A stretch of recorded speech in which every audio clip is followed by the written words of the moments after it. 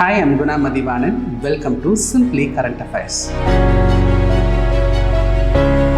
In today's Current Affairs Hitlist video, that is regarding Dhan Dhanya Krishi Yojana. Dhan Dhanya Krishi Yojana. Recently, Union Cabinet has given approval for the scheme.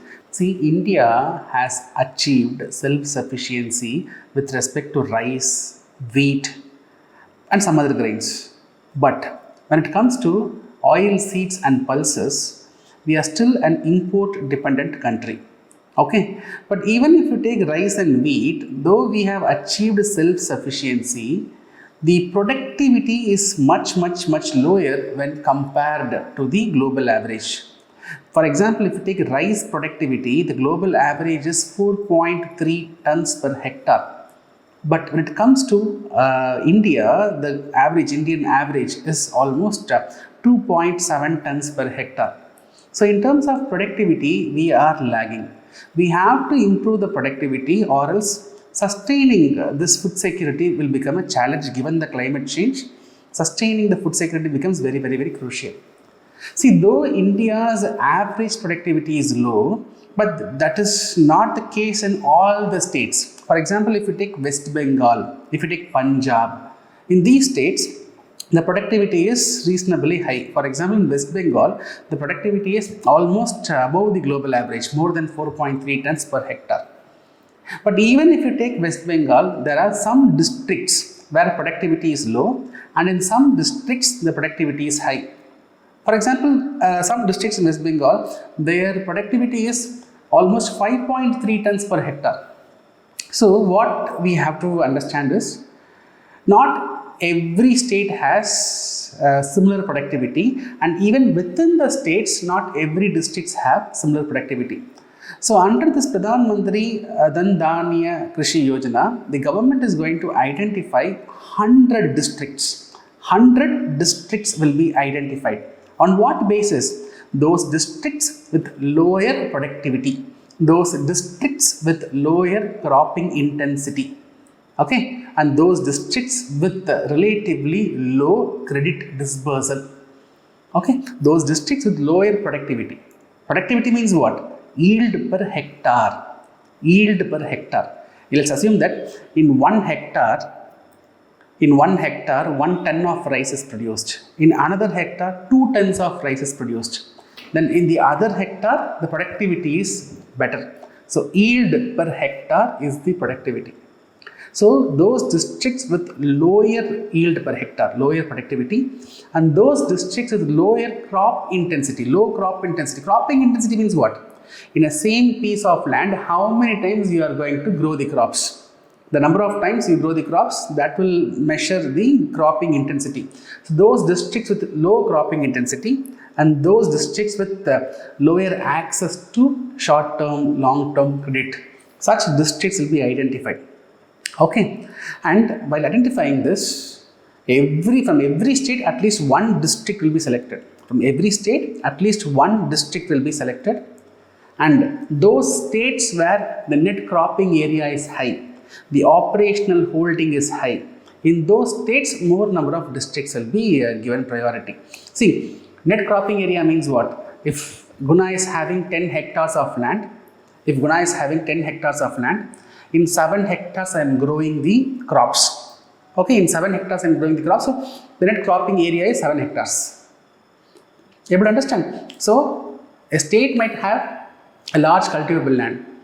In that, how much land is used for cropping, that is measured using net cropping area. So those states with more net cropping and those states with more operational holding. Operational holding means units. How many units of lands are being in agriculture? Okay, so put it simply, those states with more farming, more number of farmers, more number of area in undercropping, under agriculture, those states will be given priority in selecting the districts. Okay, so 100 districts, 100 low productivity districts will be identified. Now, after identification, what the government will do? So, government in these districts, they will intervene. 36 ongoing schemes will be converged. 36 ongoing schemes under 11 departments will be converged, and it will be implemented in these selected districts. along with the support from the state government, along with the support from the local partners, along with the support from the private players. These 36 schemes will be converged and it will be effectively implemented. Right? So for planning, for monitoring the implementation process, there will be national level, state level, district level committees. There will be national level, state level and district level committees, and based on 117 parameters, 117 parameters, the progress will be measured. Right? These committees also will measure the progress. Along with that, Niti Aayog, that will also help and review the district level planning, and that will also help in measuring the progress. Right? Now, this scheme is resembling another initiative. Whether you are able to guess that initiative? Aspirational Districts Program. In 2018, Aspirational Districts Program was launched.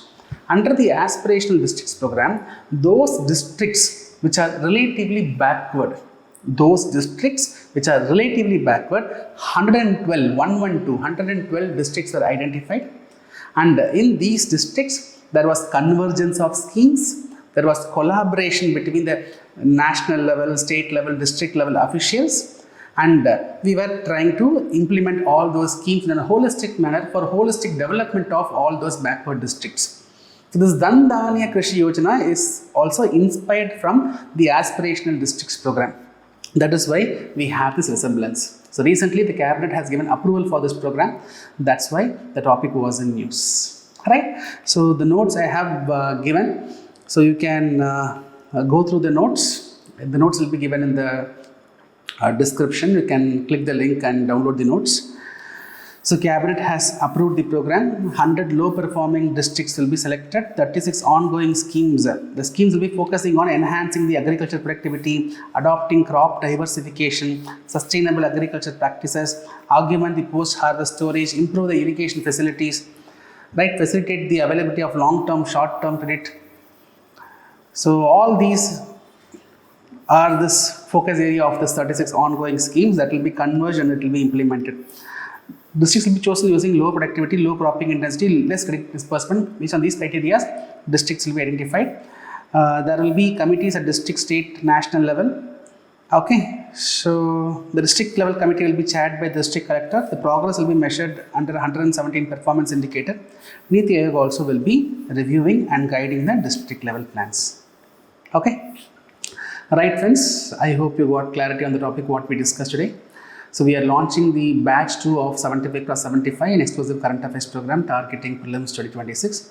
To know more about our courses, you can visit the website www.simplycurrentaffairs.com, or you can click the link given in the description for more information, or you can WhatsApp to the number given in this video.